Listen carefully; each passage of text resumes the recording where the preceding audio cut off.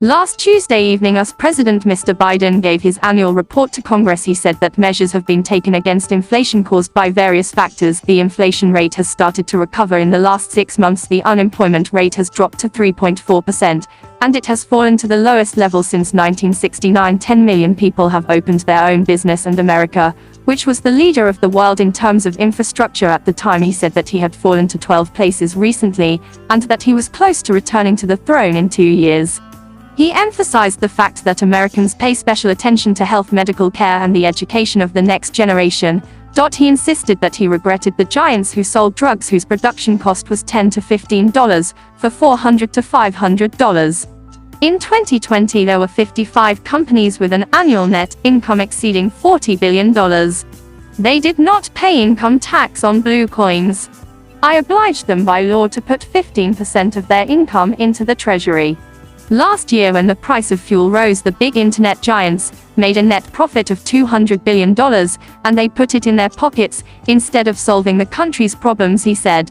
In the last 20 years, the foreign debt of America has increased several times, especially when Trump came to power. It even peaked, and he reduced the debt by $1.7 trillion in 2 years. Since the beginning of the new year, it is known that the cases of abuse of the rights of security guards have increased.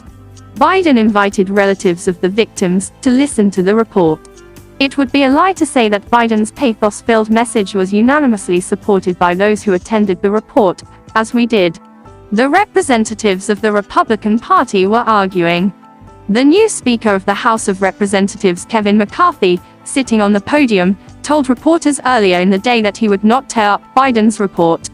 He was very reserved from start to finish. Biden's next report drew the world's attention because it was made on the special occasion of the one-year anniversary of Putin's invasion of Ukraine, after a Chinese spy balloon flew into US airspace.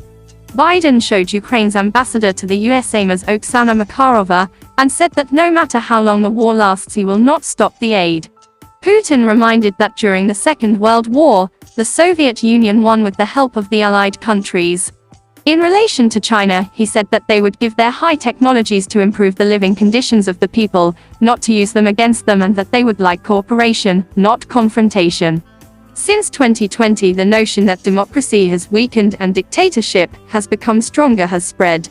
Those who bet that America will lose in the draw, he said.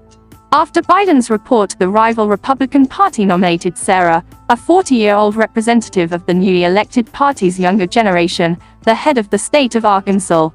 Sarah, who was once Trump's press secretary, criticized the president's report.